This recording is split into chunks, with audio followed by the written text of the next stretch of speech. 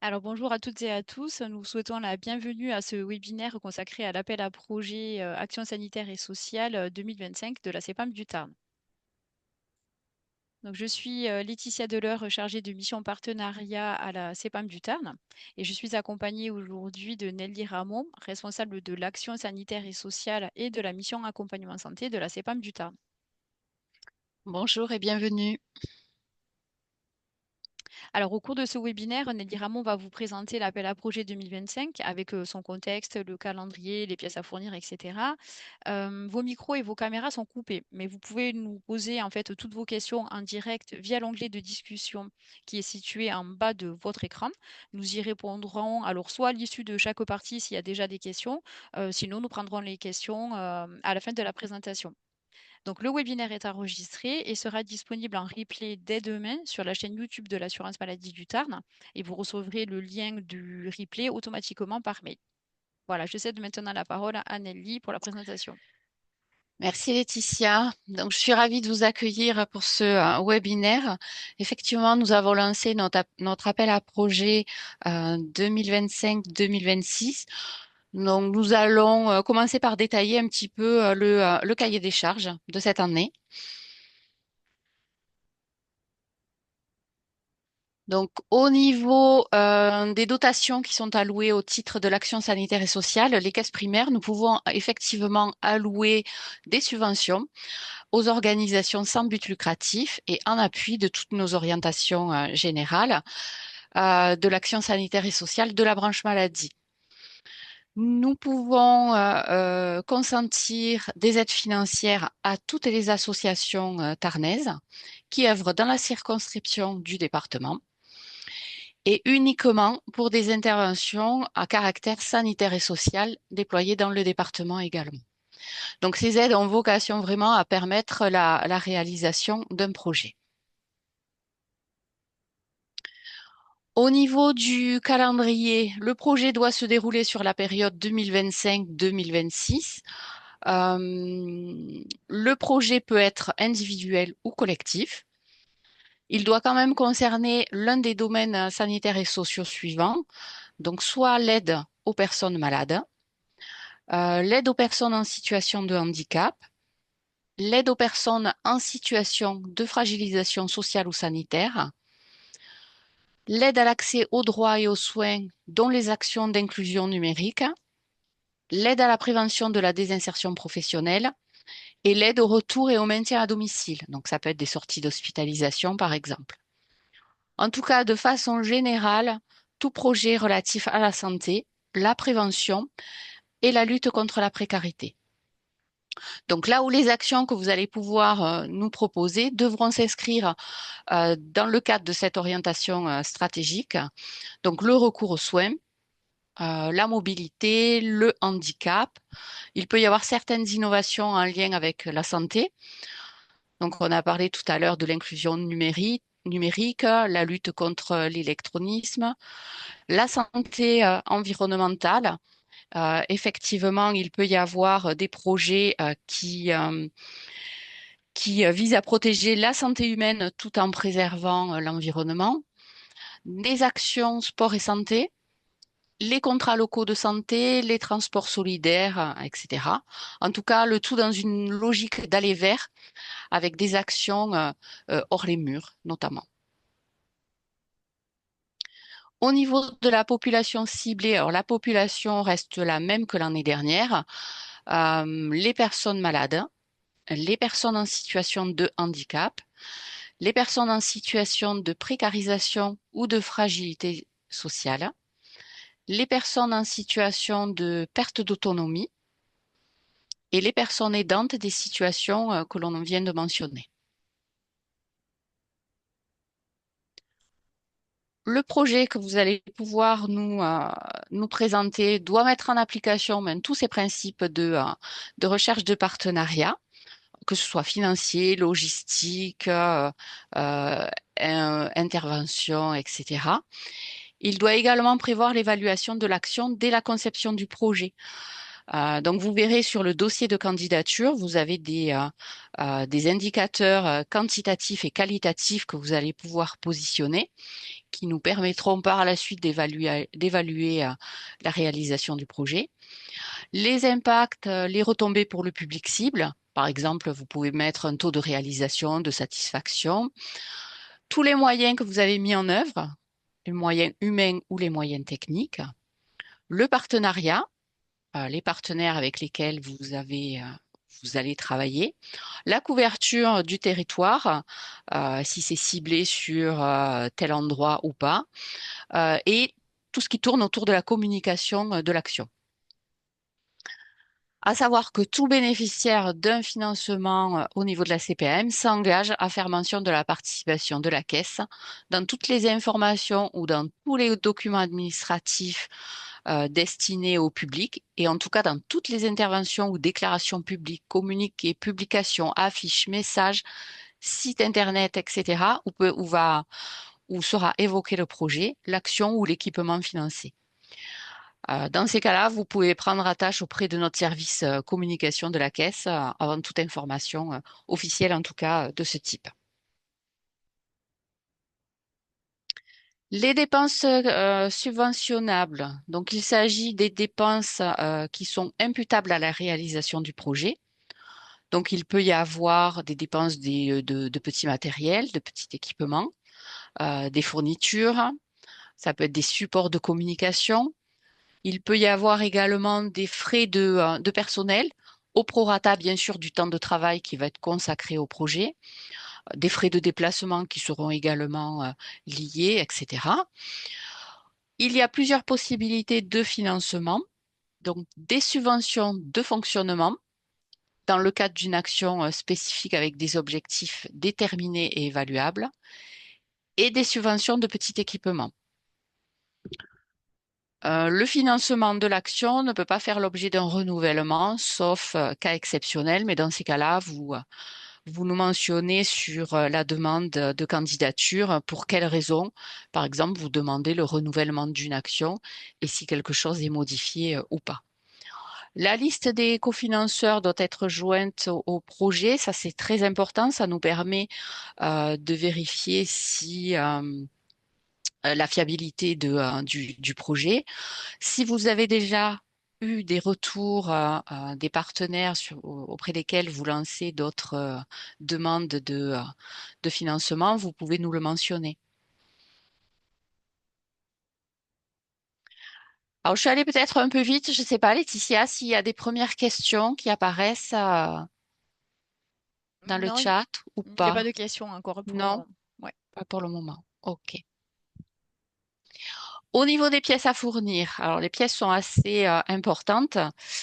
Donc, l'analyse des dossiers sera réalisée à partir des documents suivants. Donc, bien sûr, le dossier de demande de subvention complété, les pièces mentionnées dans la liste qui est annexée au dossier de demande de subvention. Alors, un instant, je reprends la liste.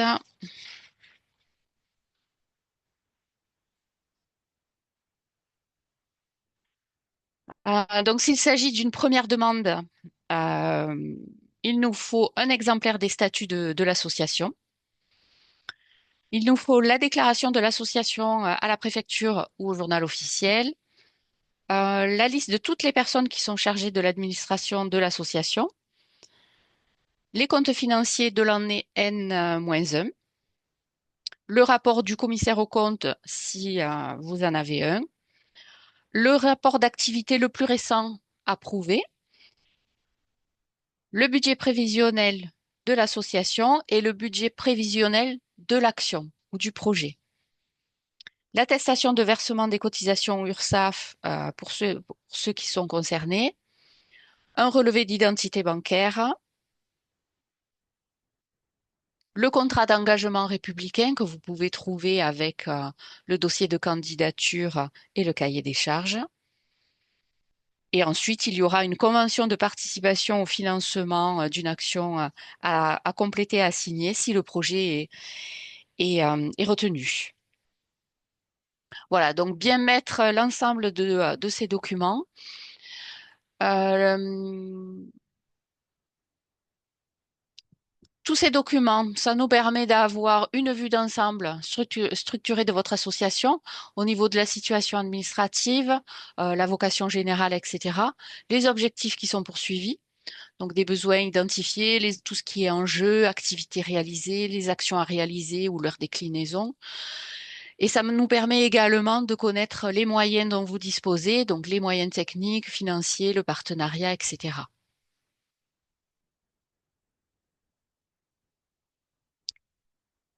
Si la subvention demandée concerne en tout ou partie l'acquisition d'équipements, à ce moment-là, il nous faudra les devis correspondants.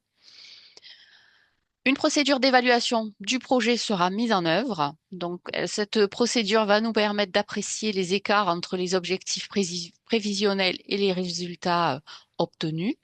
Pour cela, vous avez un questionnaire d'évaluation qui est transmis au moment où on notifie un accord pour la demande de subvention. Vous vous engagez effectivement à nous le retourner complété avec tous les détails en fin d'exercice ou du moins après la réalisation du projet.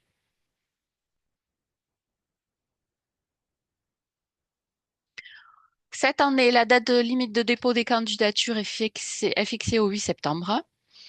Vous pouvez les adresser à l'adresse mail habituelle, donc ass81@assurance-maladie.fr.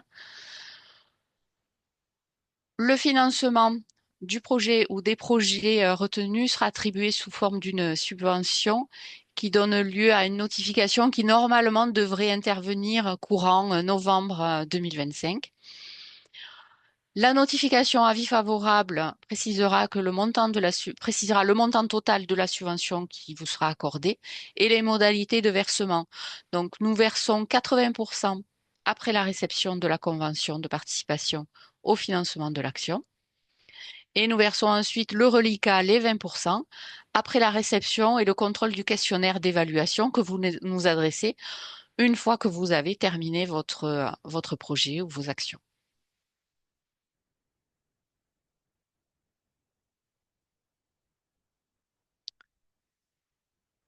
Voilà, je ne sais pas s'il y a des questions, Laetitia. Oui, alors on a une question par rapport aux équipements. Quand on parle de petit équipement, est-ce qu'il y a un montant maximum? Non, il n'y a pas réellement un montant maximum. Après, il faut voir au niveau du projet ce qui peut être demandé. Si le montant nous semble excessif, il peut y avoir une participation, mais peut-être pas à, à hauteur, à hauteur équivalente de ce qui est demandé. Ok. Alors après, on a une question d'un partenaire. Donc le siège de l'association est en Lot-et-Garonne, mais il s'agit d'une demande pour un dispositif mis en œuvre sur le Tarn pour donc les Tarnais et implanté. Le bureau est sur Albi et financé par les institutions du Tarn, donc la CAF, le SDJES Tarn, l'ARS, le conseil départemental. Est-ce que du coup ce projet peut être accepté? Alors, les conseillers insistent bien sur le fait qu'il faut qu'il y ait un siège social et un RIB tarnais. Même si effectivement l'association est sur un autre département et qu'elle met en place une activité sur le Tarn, ça ne peut pas fonctionner. Ok, on nous demande quel était le budget moyen des projets accompagnés l'an dernier. Alors, ça varie en fait d'une année sur l'autre. Ça dépend également des projets. Je peux pas vous dire exactement de montant. Euh, ça dépend vraiment des actions. Est-ce que le financement est finançable à 100% du coût du projet ou faut-il avoir des cofinancements? Alors, c'est pas nécessaire d'avoir toujours des cofinancements. Il peut y avoir un financement à 100% du projet, mais il faut vraiment que le projet soit bien structuré, bien cadré. Est-ce qu'il est possible de faire une demande de subvention à la fois pour le fonctionnement et pour le petit équipement? Oui, oui, oui, oui. Après, ça peut paraître cohérent pour certains projets d'avoir une demande multiple sur telle ou telle action. Oui, on peut. Après, de toute façon, euh, vous avez mes coordonnées sur le dossier de candidature. Donc, n'hésitez pas à me contacter directement pour me faire part de votre projet, euh, pour qu'on puisse vérifier ensemble si ça remplit vraiment totalement l'ensemble du cahier des charges, etc. Alors, on nous demande s'il est possible de déposer deux projets s'ils concernent un public différent. Par exemple, un qui est à destination du handicap et l'autre qui serait plutôt à destination du public en insertion, précarité. Oui, oui, oui, bien sûr, vous pouvez déposer tout à fait deux projets à partir du moment où vous avez des actions et un public différent. C'est possible.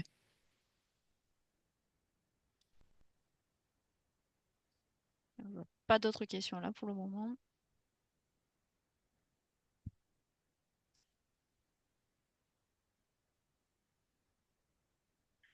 Voilà, s'il n'y a pas d'autres questions, moi, je me permets juste d'insister sur, dans le dossier de demande de subvention, vous avez deux imprimés qui concernent le budget prévisionnel de l'action et le budget prévisionnel de l'association. Donc, pensez bien à bien remplir ces deux imprimés, puisqu'ils sont essentiels pour l'étude de dossier. Alors, si vous avez d'autres supports, c'est pas gênant. Il suffit que je retrouve exactement ce qui est demandé, en tout cas dans nos imprimés. Bien détailler votre action également.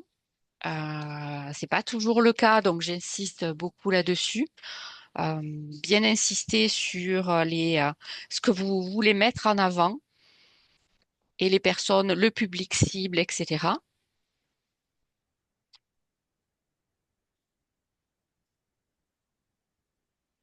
Alors, on nous demande justement où est-ce qu'on peut trouver le dossier avec tes coordonnées, Nelly. Alors, on l'a publié sur les réseaux LinkedIn. Je me souviens plus après Laetitia où c'est qu'on l'a fait Alors, on l'a passer. sur le site amélie.fr. Quand vous Ah vous oui. connectez à la rubrique Tarn, vous avez du coup une actu où justement vous avez le cahier des charges et tous les imprimés nécessaires. Je vais essayer de vous mettre le lien dans la messagerie du webinaire.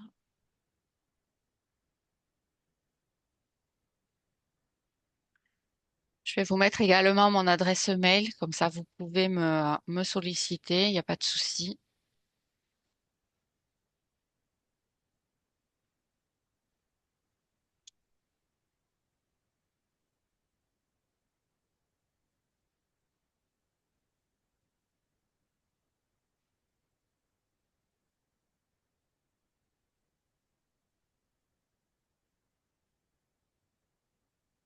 Voilà, on vous Ah, a c'est mis donc ouais. parfait.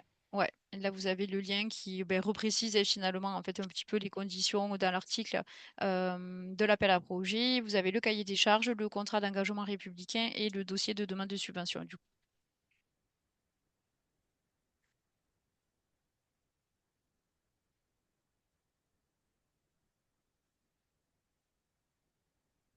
Voilà, après, comme je vous l'ai dit, n'hésitez surtout pas à me contacter directement par téléphone ou par mail.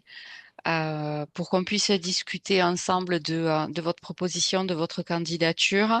Si vous avez une problématique pour obtenir telle ou telle pièce, vous pouvez quand même m'adresser le dossier et m'adresser la pièce manquante un petit peu après. Il suffit qu'au moment de l'étude, j'ai toutes les pièces demandées. Hein, ça, c'est pas. Alors, je pense notamment à l'attestation URSSAF. Des fois, ça peut poser. Il peut y avoir des fois un petit délai pour l'obtenir. Donc, si c'est le cas, ça ne bloque pas, en tout cas, l'envoi de votre dossier. Vous pouvez me le faire parvenir directement.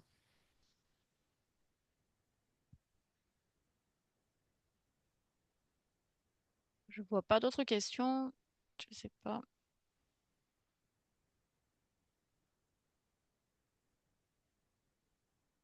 Je pense que ça semblait clair du coup. Bon. Bon, il sera peut-être un peu plus court que d'habitude, du coup, ce webinaire, mais vous avez déjà eu quand même toutes les infos nécessaires. Et comme l'a précisé Nelly Ramon, n'hésitez surtout pas à la contacter si besoin, pour qu'elle puisse vous aider du coup à la complétude du dossier et au moins sur la faisabilité du projet, Nelly. Oui, oui, oui, tout à fait.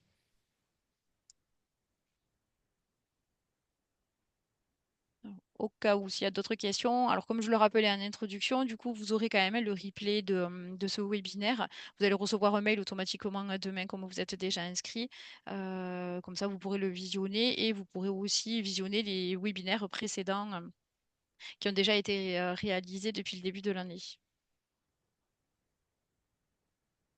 Vous aurez aussi à la fin un pour questionnaire de satisfaction. C'est juste pour savoir si ben, vous avez des idées aussi pour des prochaines thématiques de webinaire. Donc n'hésitez surtout pas à nous faire part de thématiques que vous souhaiteriez que l'on aborde du coup au cours d'un webinaire.